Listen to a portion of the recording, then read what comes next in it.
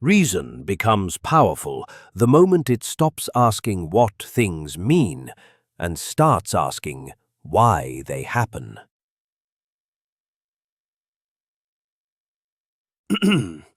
Welcome to another story in the series From Wonder to Power, The Journey of Thought. Today I want to show you how Aristotle redirects philosophy away from assent and longing and back toward the structure of the world itself. Plato taught philosophy to look upward, toward what does not change. Aristotle looks around instead. He watches plants grow, animals move, tools break, arguments fail or succeed. He is not satisfied with beauty pulling the soul upward or love pointing beyond the world. He wants to know how things work where they stand. What makes a thing what it is? What causes change? What allows knowledge to be precise rather than inspired? This shift is subtle but decisive. Truth is no longer something remembered from elsewhere. It is something uncovered through careful distinction. Philosophy leaves the symposium and enters the workshop, the courtroom, the classroom. Concepts are sharpened, categories appear, arguments are tested not by persuasion, but by structure. In this episode, wonder does not disappear. It is disciplined. Order no longer floats above experience, it is extracted from it, and power begins to change its form, not the power of vision or attraction, but the power of explanation, to name causes, to define limits, to say not only what ought to be, but what must be, so for anything to happen at all. Here, philosophy learns to think with both feet on the ground. Morning unfolds beneath the shaded walkways of the Lyceum as Aristotle walks slowly among his students. Questions scatter in every direction, about plants and animals, about law and friendship, about what can be known at all. The variety is energizing, but also chaotic. Aristotle stops, listens, then raises a hand to cut through the noise. Before asking what is true, he insists, one must first learn how truth is established. Without order in thinking, inquiry collapses into opinion that only pretends to argue. Among the students, Nikomachos grows restless. He wants answers, not methods. Aristotle challenges him with a simple problem. Two claims sound convincing, yet they contradict one another. Both cannot be true. The issue is not missing information, it is missing structure. Aristotle introduces the syllogism as a discipline of necessity. If the premises are true and properly ordered, the conclusion must follow. Thinking no longer depends on inspiration, charisma, or rhetorical force. It becomes something that can be examined, corrected, and taught. Later, while cataloguing plants and animals, Aristotle returns to the same demand for structure. Observation alone does not produce knowledge. Facts must be connected by reasons. Logic becomes the grammar of thought itself. It distinguishes essence from accident, definition from description, valid inference from persuasion. Where Plato ascends toward truth through vision, Aristotle stays within the world and organizes it. The intellect does not leave experience behind. It orders experience so that truth becomes intelligible. Seen from above, this marks a decisive shift.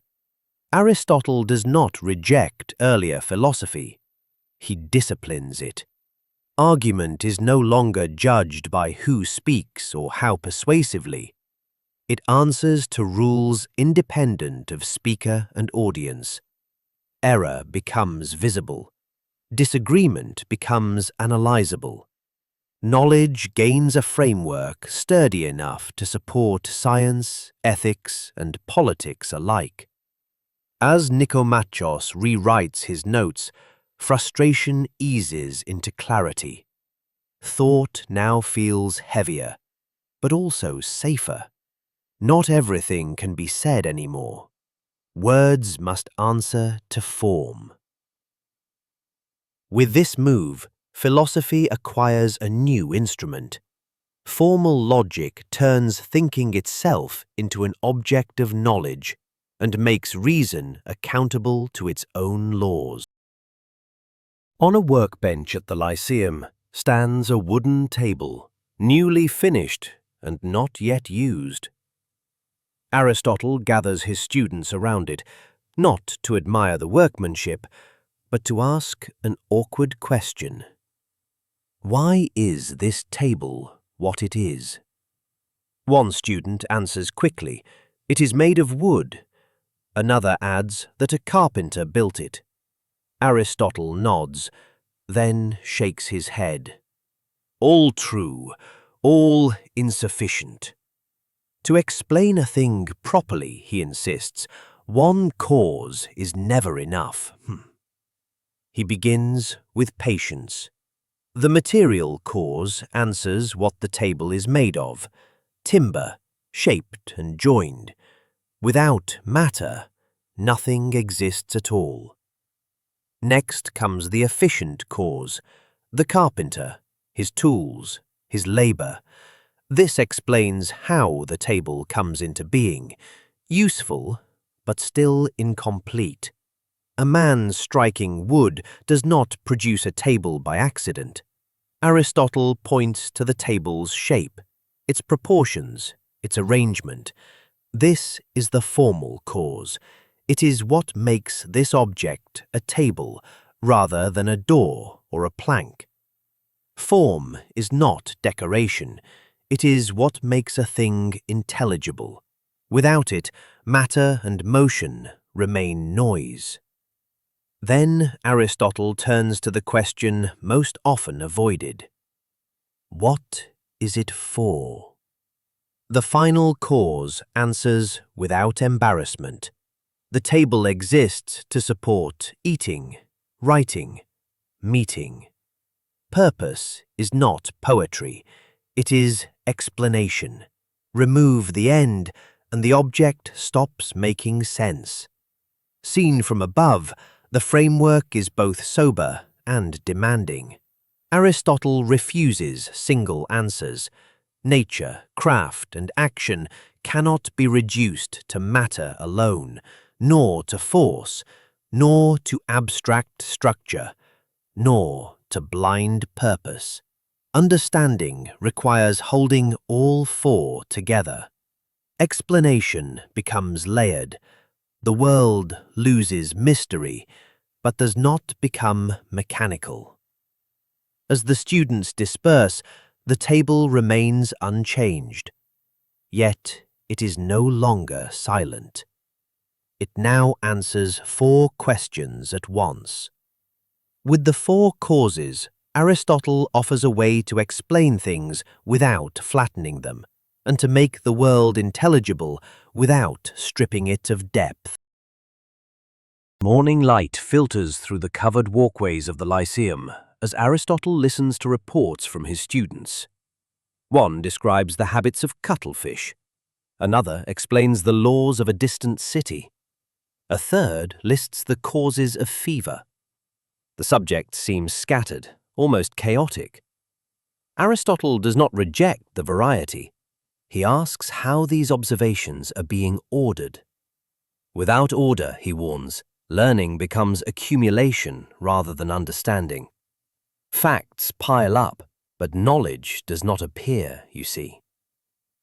Nearby, Theophrastus struggles with his notes. He has recorded observations carefully, yet cannot see how they belong together.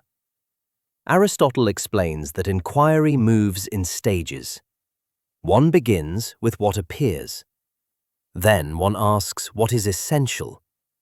Then one seeks causes. Finally, one arranges conclusions into a coherent structure. Classification is not pedantry. It is the condition of insight. To know something is not merely to encounter it, but to place it within relations that explain why it is what it is. Aristotle contrasts this with earlier forms of wisdom. Rhetoric persuades without grounding. Dialectic tests opinions, but may never settle them. Science, as he understands it, demands more. Principles must be identified, definitions fixed, causes articulated, conclusions derived in the right order. Each field has its own starting points and methods. Ethics does not reason like geometry. Biology does not reason like politics. System does not erase difference. It protects it. Seen from above, this reshapes knowledge itself. Knowing is no longer brilliance in debate or sudden insight. It becomes a structured activity, guided by method, scope, and internal coherence. Inquiry gains memory. Results can be checked, extended, corrected. Knowledge becomes cumulative rather than episodic. Philosophy turns from inspired moments into organized work. As Theophrastus rewrites his notes, confusion thins. Observations cluster. Causes align. The world has not become simpler, but it has become readable. With this move, Aristotle shows that knowledge grows not by collecting answers, but by organizing questions. Midday heat settles over the Lyceum as Aristotle pauses beside a living olive tree. Its trunk is twisted, its leaves uneven. Some branches thrive, others weaken. A student asks whether this tree is the same one it was years ago, when its shape was different and many of its leaves did not yet exist. Aristotle does not answer at once. He asks instead what is meant by the same. To understand any existing thing, he explains, one must grasp substance. Substance is not just matter, and not a passing appearance. It is what a thing is. The olive tree grows, sheds leaves, survives storms, yet remains this tree rather than another, because its substance endures through change. Alteration affects how it appears, not what it fundamentally is. Form, Aristotle continues, is what makes substance intelligible. It is not a model floating elsewhere, but the organizing principle that shapes matter into a definite being. Wood becomes a table because it takes on a certain form. Flesh and bone become a human because they are organized in a human way. Matter offers possibility. Form gives actuality. Without form, matter is indeterminate. Without matter, form has nowhere to exist. Reality is always their union. Nearby, Eudemus objects that Plato already spoke of forms as what truly is. Aristotle agrees, then draws a clear line. Plato places forms in a separate realm. Aristotle locates them within things themselves. The form of the olive tree is not elsewhere. It is here, guiding growth, directing development, making the tree what it is. Knowledge does not require escape from the world, but closer attention to it. To know a thing is to grasp its form as embodied in substance. Seen from above, the correction is quiet but decisive. Being is no longer split between perfection and copy. Reality is unified. Individual things matter. Change is real, but not chaotic. Identity persists without freezing. The world becomes dynamic and intelligible at once. As Aristotle moves on, the olive tree remains rooted, unchanged in appearance, yet newly understood. Substance gives stability. Form gives intelligibility. Knowledge becomes disciplined attention to how both are woven together in what exists. By the end of this chapter, philosophy no longer feels like a search for hidden worlds. It feels like a way of making sense of the one already in front of us. What Aristotle gains is solidity. Truth is no longer lifted out of experience nor dissolved into opinion. It is anchored in structure, cause, and form. Logic disciplines thought. Causes explain change without flattening it. Substance holds identity steady while allowing growth. Knowledge becomes something that can be built, shared, corrected, and extended. Wonder does not disappear, but it is organized. Order no longer floats above the world, it is drawn out of it, patiently. What is lost is elevation. Aristotle steps down from Plato's upward pull toward the eternal. The soul no longer strains to escape the visible world. Meaning is found by staying with things, not leaving them behind. Philosophy gives up some of its visionary reach in exchange for explanatory power. It becomes less lyrical, more durable. With Aristotle, thought acquires weight. Power shifts again, not the power of attraction or assent, but the power to explain, to classify, to judge what follows from what. Reason becomes a tool that works reliably, even when inspiration fails. In the next chapter, Aristotle turns to human life itself.